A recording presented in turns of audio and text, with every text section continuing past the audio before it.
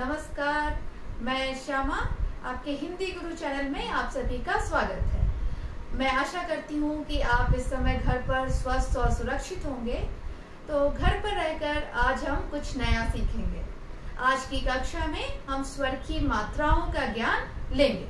तो आइए शुरू करते हैं।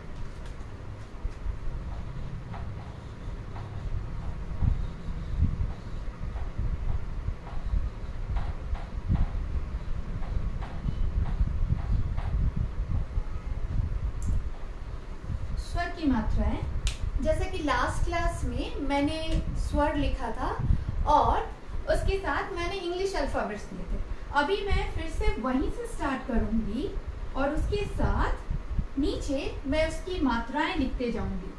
अ, आ, ई,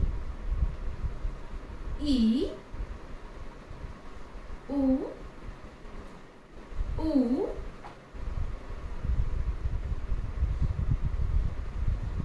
री, ए,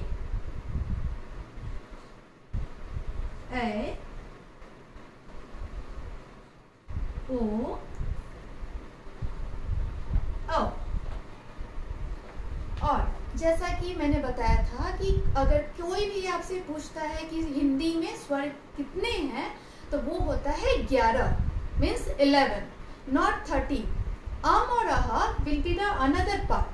मतलब अम और अह को हम अनुस्वार और अनुनासिक के नाम से और विसर्ग के नाम से जानते हैं।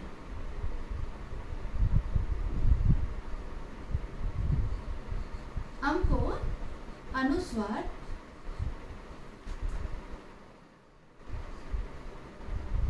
अह को विसर्ग बोलते हैं, जिसका यूज हम संस्कृत शब्दों के लिए करते हैं। अब मैं यहाँ पे इंग्लिश लेटर्स एंड इवन मात्रा लिखूंगी।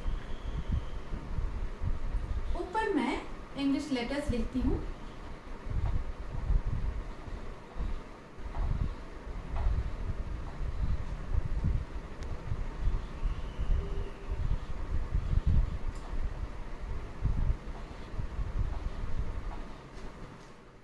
अम के लिए, जैसा कि मैंने लास्ट टाइम भी बताया था, इसके लिए हम दो अम और अम दोनों का यूज करते हैं और अह इसका एक होता है। अब मैं यहाँ पे मात्रा लिखूंगी। जैसा कि आपको पता है कि अ हमेशा व्यंजन लेटर्स के साथ होता है, इसलिए अ की कोई मात्रा नहीं होती। तो इसलिए मैं यहाँ क्रॉस कर रही हूँ। आर के लिए एक स्टैंडिंग लाइन, ई के लिए ऐसा, बड़ी ई के लिए ये, ऊ के लिए ऐसे, बड़ी ऊ के लिए ऐसे। री के लिए हम इंग्लिश का सी यूज करते हैं, लेकिन वो हमेशा लेटर के नीचे लगती है।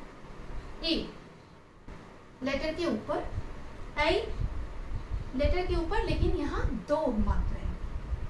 ओ के लिए एक स्टैंडिंग लाइन ऊपर, ओ के लिए एक स्टैंडिंग लाइन और टॉप में दो। अम, जैसा कि मैंने कहा कि अम को हम अनुस्वार जानते हैं। अनुस्वार के साथ एक और चीज होती है, वो है अनुनासिक। मैं आपको बताऊंगी कि अनुस्वार और अनुनासिक में क्या अंतर होता है। Uh generally only for Sanskrit word, जैसा कि हम लिखते हैं प्रातः, अतः। तो ये सब बहुत रेयर केसेस में हिंदी में यूज होते हैं। जनरली ये इसका ओरिजिन है संस्कृत वर्ड। अब हम लोग आते हैं अनुस्वार अनुनासिक। अनुस्वार हमारा ये होता है,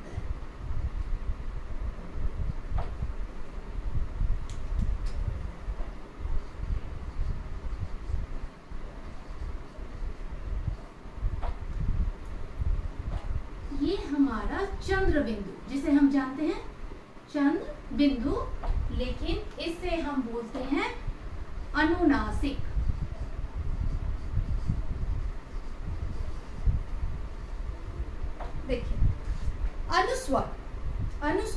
मतलब होता है जिसमें हमें सिर्फ जैसे हम प्रोनाउंस करते हैं मुंह से, तो ये मुंह के साथ ही सिर्फ ध्वनि निकलती है, जैसे हंस, अंत, सिर्फ मुंह से आवाज आती है।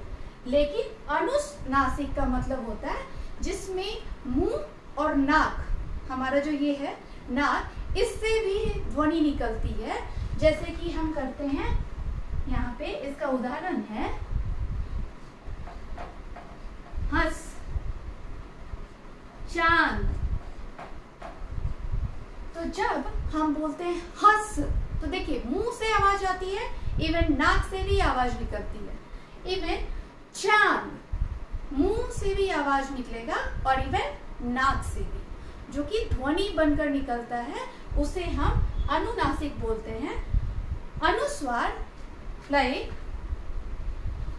अंत, चंचल, अंत वनली मुंह से आवाज निकल रही है, कंठ से हमारे। चंचल, ये भी हमारे मुख से ध्वनि निकल रही है। तो मैं उम्मीद करती हूँ कि आप लोगों को ये सारी मात्राएं क्लियर हो गई होगी।